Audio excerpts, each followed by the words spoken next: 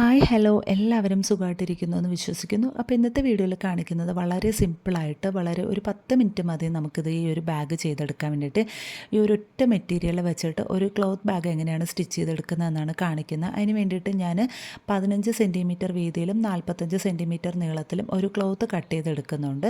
ഞാൻ ഈ ഒരു ബ്ലാക്ക് മെറ്റീരിയലാണ് എടുത്തിട്ടുള്ളത്. വളരെ സിമ്പിളായിട്ട് ഒരു 10 മിനിറ്റ് കൊണ്ട് നമുക്ക് ചെയ്തെടുക്കാൻ പറ്റും. ഒരു കട്ട നൂലുണ്ടെങ്കിൽ നമുക്ക് പെട്ടെന്ന് ചെയ്തെടുക്കാൻ പറ്റും. മാത്രമല്ല നമുക്കിതിന് സ്റ്റിച്ച് ചെയ്ത് കൊടുക്കാൻ വേണ്ട കൈത്തയ്യൽ തയ്ച്ചു കൊടുത്താലും ഈ ഒരു ബാഗ് സ്റ്റിച്ച് ചെയ്തെടുക്കുക എന്നുള്ളതാണ് ഇതിൻ്റെ ഒരു പ്രത്യേകത. അപ്പം ഞാൻ ഈ വീഡിയോയിൽ കാണിക്കുന്നത് പോലെ ആദ്യം രണ്ടായിട്ട് കറക്റ്റായിട്ടൊന്ന് മടക്കിയെടുക്കുക. എന്നിട്ട് അതിൻ്റെ നടുഭാഗത്തായിട്ട് ഇതുപോലൊരു കെട്ടിട്ട് കൊടുക്കണം. കെട്ടിട്ട് എടുത്തതിന് ശേഷം നമുക്കിതിനെ ഇനി ഒന്ന് കറക്റ്റായിട്ട് ഇത് ഇതുപോലെ വിടർത്തിയിട്ട് കറക്റ്റായിട്ട് രണ്ട് ഭാഗം കൂടെ യോജിപ്പിച്ച് വെക്കണം. കറക്റ്റായിട്ട് വന്നോന്ന് അറിയണമല്ലോ.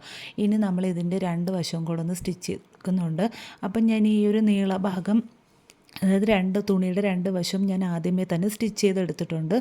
ഇതുപോലെ ഇല്ലെന്നുണ്ടെങ്കിൽ നൂലഴിഞ്ഞ് വരാൻ ചാൻസ് ഉണ്ട് നമ്മളിങ്ങനെ കട്ട് ചെയ്തൊക്കെ വിട്ടിട്ട് സ്റ്റിച്ച് ചെയ്ത് കഴിഞ്ഞാൽ. അപ്പോൾ അതുകൊണ്ട് ഞാൻ ആദ്യമേ തന്നെ സ്റ്റിച്ച് ചെയ്തിട്ടാണ് ഇതുപോലെ കെട്ടിട്ട് കൊടുത്തിട്ടുള്ളത്. ഇനി ഞാൻ ഈ ഒരു രണ്ട് വശവും കൂടെ ഇതുപോലെ മാർക്ക് ചെയ്ത് കൊടുക്കുന്നുണ്ട്. ഒരു 8 സെൻറ്റിമീറ്റർ ഞാൻ ടേപ്പിന് അളന്നിട്ടാണ് ഇതുപോലെ തയ്ച്ചെടുക്കുന്നത്. അപ്പോൾ തയ്ച്ചെടുത്തിട്ട് ശേഷം ബാക്കി നമുക്ക് ചെയ്യാം.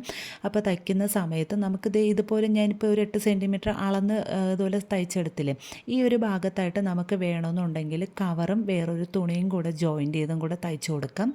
അതായത് ഓപ്പൺ തുടങ്ങുന്ന ആ ഒരു സ്ഥലം വരെ 8 സെൻറ്റിമീറ്റർ തൊട്ട് നമുക്ക് വേണമെന്നുണ്ടെങ്കിൽ തയ്ച്ചു കൊടുക്കാം. എന്തിനാണെന്ന് വെച്ച് കഴിഞ്ഞാൽ നമ്മൾ ഈ ഒരു ബാഗ് നമ്മൾ എവിടെയെങ്കിലും കൊണ്ടുപോകാനൊക്കെ ആയിട്ടാണ് യൂസ് ചെയ്യുന്നതെന്നുണ്ടെങ്കിൽ നമുക്ക് അതിനകത്ത് ഒരു ബോട്ടിൽ വെള്ളമൊക്കെ ഇടണമെന്നുണ്ടെങ്കിൽ വെള്ളമൊക്കെ കളയാതിരിക്കാനും അഥവാ കളഞ്ഞാൽ തന്നെ പുറത്തോട്ടുള്ള മെറ്റീരിയൽ പിടിക്കാതിരിക്കാൻ വേണ്ടിയിട്ടും ആണ് അങ്ങനെ ചെയ്യുന്നത്. ഞാൻ അങ്ങനെയൊന്നും ചെയ്യുന്നില്ല, വളരെ സിമ്പിളായിട്ടാണ് കാണിക്കുന്നത്. അങ്ങനെ ചെയ്യണമെന്നുണ്ടെങ്കിൽ നിങ്ങൾക്ക് ഇതേ ഒരു രീതിയിൽ ചെയ്തെടുക്കാം. ഇനി ഞാൻ ആ ഒരു ക്ലോത്ത് ഇതുപോലെ നമ്മൾ ജോയിൻ്റ് ചെയ്ത് തയ്ച്ചിൽ 8 സെൻറ്റിമീറ്റർ അളന്നെടുത്തിട്ട് അത് ഇതുപോലെ നടുഭാഗത്തോട്ട് വരുന്ന രീതിയിൽ ഒന്ന് കൈകൊണ്ട് തിരിച്ചെടുത്തതിന് ശേഷം അതിൻ്റെ താഴെ ഭാഗം ഇതുപോലെ ഞാൻ വീഡിയോയിൽ കാണിക്കുന്ന രീതിയിൽ തയ്ച്ചെടുത്തിട്ട് നമുക്ക് മറിച്ചെടുക്കാം. അപ്പം നമ്മുടെ സിമ്പിളായിട്ടുള്ള നോട്ട് ബാഗ് റെഡി ആയിട്ടുണ്ട്. ഇനി ഇത്രയേ ഉള്ളൂ. ഇതിൽ ഇനി വേറെ നമ്മൾക്ക് പ്രത്യേകിച്ച് സ്റ്റിച്ചിങ്ങും കാര്യങ്ങളൊന്നും വരുന്നില്ല. അപ്പം ഞാൻ ഇതൊന്നും കൂടെ ഭംഗിയാക്കാൻ വേണ്ടിയിട്ട് ക്ലോത്ത് വെച്ചിട്ടൊരു ഫ്ലവറും 1-2 ലീവ്സും കട്ട് ചെയ്തെടുത്തിട്ട് ഞാൻ അതും കൂടെ ഇതിൻ്റെ ഒരു വശത്തായിട്ട് സ്റ്റിച്ച് ചെയ്ത് കൊടുക്കുന്നുണ്ട്.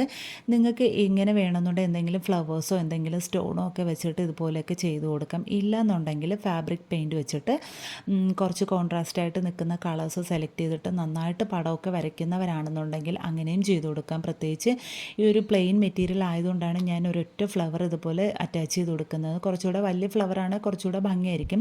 എൻ്റെ കയ്യിൽ ഈ ഒരു കുഞ്ഞു ഫ്ലവർ ഉള്ളതുകൊണ്ടാണ് ഞാൻ പെട്ടെന്ന് ഇത് വീഡിയോയിൽ കാണിക്കുന്നതിന് വേണ്ടിയിട്ട് മാത്രമാണ്. ഇതൊരു ജസ്റ്റ് ഒരു ഐഡിയയ്ക്ക് വേണ്ടിയിട്ടാണ് ഞാൻ ഇങ്ങനെ ചെയ്തിട്ടുള്ളത്. നിങ്ങൾക്ക് ഫ്ലവേഴ്സ് വരച്ചു കൊടുക്കാം, തയ്ച്ചു കൊടുക്കാം, ഇഷ്ടാനുസരണം ചെയ്ത് ഡിസൈൻ ചെയ്തെടുക്കാം. അപ്പോൾ ഇത് നമ്മുടെ സിമ്പിളായിട്ടുള്ള നോട്ട് ബാഗ് റെഡി ആയിട്ടുണ്ട്. ഇനി ഞാൻ ബാഗിനകത്തോട്ട് 1-2 ഐറ്റംസൊക്കെ ഇട്ട് ഒരു ചെറിയൊരു ഡെമോ കാണിക്കാം. അപ്പോൾ സിബ്ബോ പ്രത്യേകിച്ച് ഒരുപാട് അറകളോ ഒന്നും വരാത്തത് കൊണ്ട് തന്നെ ഈസി ആയിട്ട് സ്റ്റിച്ച് ചെയ്യുന്നത് പോലെ തന്നെ ഈസി ആയിട്ട് ക്യാരി ചെയ്യാനും പറ്റും.